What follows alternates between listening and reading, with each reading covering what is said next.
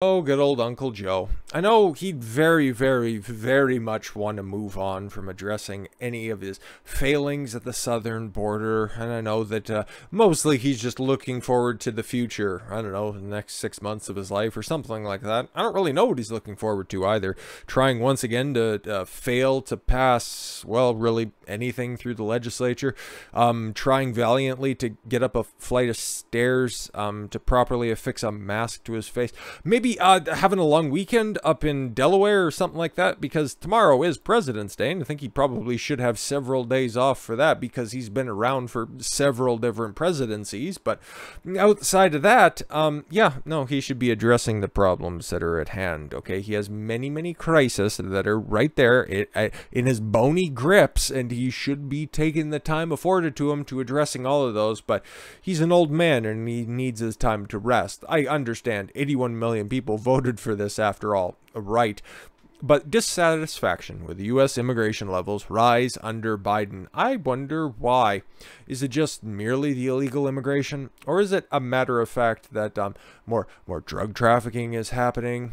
More children are being separated at the border, maybe kind of, or just put in their little tinfoil sacks. Don't really hear about that anymore, but still coming over 100,000 per month at a clip. But we don't need to talk about that now because no Republican or orange man isn't in the White House now. It's just not an issue anymore, but some people still remember this. The percentage of Americans dissatisfied with the level of immigration into the United States has risen since President Joe Biden took office, according to a new survey. Some 58% of respondents to the Gallup poll said that they were somewhat or very dissatisfied with the levels, an increase of 8% since early 2021. Huh, weird. What's changed since then? The primary reason cited by most for the dissatisfaction, jeez, that's not a hard word to say. I think by covering Biden recently, the old dementia's rubbing off through the screen. Not the normal type of rubbing that Joe likes to do. And I'm at least 20 years too old for old Uncle Joe. Has believed the current levels are too high and wanting fewer immigrants admitted into the country. Pretty basic response, I suppose. 35% of all respondents have said that they want less immigration, a jump from 19% in early 2021 and the highest percentage since 2017. Who took over in 2017 and fixed that problem? Oh, right, the bad guy. Approximately 14% were dissatisfied, but wanted the levels to remain the same. Okay, what are you dissatisfied with? Fucking weird people. And 9% were dissatisfied because they want higher levels of immigration. But they need new gardeners because Jose and Jesus were getting a little too lippy. The rise in dissatisfaction came from Republicans and independents. Democrats, on the other hand, were more likely to be satisfied with the immigration levels because Joe can't do any wrong in their eyes. Nearly 9 in 10 Republican respondents, 55% of independent respondents, and 40% of Democrats were dissatisfied. While Republicans and independents were more likely to say they wanted the levels reduced, Democrats were more likely to say that they wanted levels increased. Why? Because right now, I guess their current mantra is just open borders for everyone. The borders are racist. But what about Russia? Oh, they're gonna invade Ukraine at any day. Borders are sacred and important. Okay, cool. Cognitive dissonance much? Some dissatisfied voters said that they had no preference when asked about the levels of increasing or decreasing. Yeah, it depends what you mean. They're like, listen, sir, I just get paid 15 cents a day to administer these phone polls. Please don't ask me any clarifying questions. Biden, a Democrat, you don't say, has since taken office, reversed or altered key Trump-era immigration policies, including halting construction on the border wall, trying to end the Remain in Mexico program, even though he was told by the Supreme Court that he has to reinstitute that. But no, he's not paying attention to that because, this SCOTUS is just as feckless as this fucking old man. But the people who support the same immigration levels don't understand the amount of crime that comes out in accordance with all of the, breaking international law by just simply crossing the border illegally.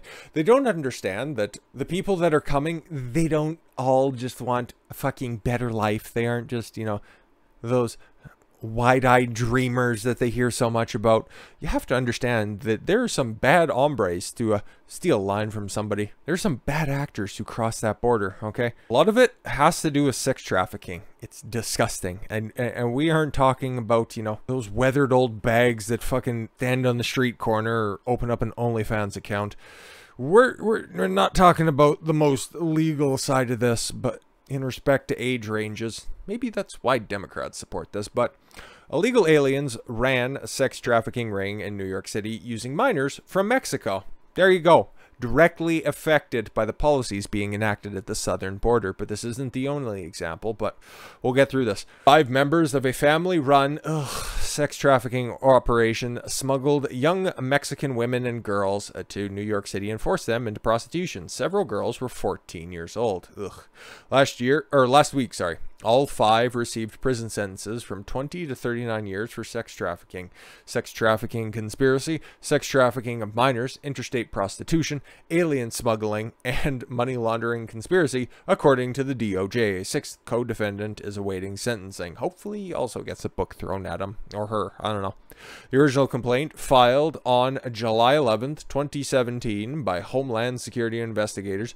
Remember, the previous administration, because obviously this was in 2017. This wasn't being litigated by the current DOJ. Of course not. Remember back when these serious crimes were actually taken seriously and not just dismissed with a slap on the wrist because bail reform. Jane Doe 1 met Francisco Melendez Perez of Telamalaco, Mexico, and moved in with him 2 weeks later at age 14. Great. In July 2010, Melendez Perez told her that they were moving to the United States to work, and he hired smugglers to take them, as well as his aunt. Arizona Border Patrol agents apprehended them twice, days apart, for illegally entering the country, and returned them to Mexico. As you should. At the end of October 2010, they successfully avoided Border Patrol and were smuggled to New York City. That's quite a far ways from Arizona to anyways. Melendez Perez told his aunt to use a different name and date of birth for Jane Doe to make it appear that she wasn't a minor. No, but all the minors who come across the southern border, they're definitely with their parents and they never use coyotes. Really? Once they arrived at Melendez Perez's aunt and uncle's house in the Queens, in Queens, sorry. Oh, they do say in the Queens. That's weird. Borough of New York. Jane Doe was told she had to work as a prostitute. Wait a minute, I just thought I was coming over here for a better life. Oh, wait, no? Imagine that. Jane Doe 1 initially refused to work as a prostitute, but yeah, you fucking figured out how to fix that problem. But Francisco repeatedly told her that she did not speak English or have any papers that allowed her to work. Francisco also threatened Jane Doe 1 that if she ran away, she would be arrested and deported, as opposed to working as a prostitute, doing something equally illegal and then getting arrested and deported. All right. Feeling that she had no other choice, Jane Doe thereafter began to work as a prostitute. Ugh. Francisco also threatened to kill her family if she stopped working as a prostitute. The girl was never allowed to leave the Queen's residence by herself or be alone, according to the court documents. However, she managed to run away in April 2014 and rented a room in a house in Queens. Upon hearing her story, Jane Doe's landlady advised her to go to the police, where she identified other perpetrators and victims, and an investigation was opened. Through false promises for a better life, the defendants ensnared young, vulnerable victims of a sordid world of sex trafficking and used violence and cruel threats to force them into prostitution. I hate this story a lot. There's nothing that unsettles me more than just this entire scenario. It just makes me sick to my fucking core. And you know, instead of just housing these people for 20 to 39 years, you should just put them in a cot in a field and fucking set it on fire. But something a little bit closer to the border. Hundreds arrested in California human trafficking mission. This is what happens when you don't secure the fucking borders. You have porous borders. You have opportunities for people to for people to take advantage of these fucking lackadaisical enforcement. Sure, you want to bring in all of these people. All they're doing is looking for a better life, but there's legal channels to fucking go through, and you just ruin lives by doing it illegally. Christ almighty, I get it, okay? The United States looks, at least from an outsider's perspective, and I'm from Canada, okay? Things aren't that bad. Well, Trudeau calling in the Emergencies Act and being a fucking tyrant is just, you know, a bit of a weird situation, all things considered, but for the most part, throughout most of our history, we've been a free nation, okay? But still, I look to the south and I see just the greatest country on the face of the earth, what many people see as well, and they want a piece of that. And if I had the opportunity to go and live down south, take it in a fucking instant. But I wouldn't go about it illegally, because there's too many nefarious actors orchestrating these type of attempts, and that's why we got to highlight them every once in a while. Sorry to ruin your Sunday. California law enforcement officials announced on February 15th they arrested hundreds of suspects this week in an annual human trafficking operation called Operation Reclaim and Rebuild, and rescued more than 80 victims, 8 of whom were children. Oh, great. All of the victims were female and were local to California, authorities said, noting that they had not found any evidence of trafficking across state or international lines. How did they get there? Interesting. The operation was an effort across several departments, including the Los Angeles Sheriff's Department and the Los Angeles Police Department, in cooperation with Los Angeles Regional Human Trafficking Task Force and over 80 federal, state, and local law enforcement agencies across California, despite some media outlets and academic journals calling the link between large events and human trafficking a myth. Authorities said otherwise. No, then how do they just continue to find more people to arrest for human trafficking? It doesn't exist. Open borders are fine. Alan Smith, executive director of Saving Innocents, an anti-human trafficking advocacy group, told reporters that there was a false narrative being peddled by media outlets and there was not an uptick in human trafficking activity around major events. I can tell you from an agency that on the ground embedded with advocates and survivors that this is a false narrative. We have seen repeatedly over and over again an uptick in their services that are required, Smith said. In total, the operation resulted in the arrest of 200 alleged sex buyers and 34 suspected traffickers.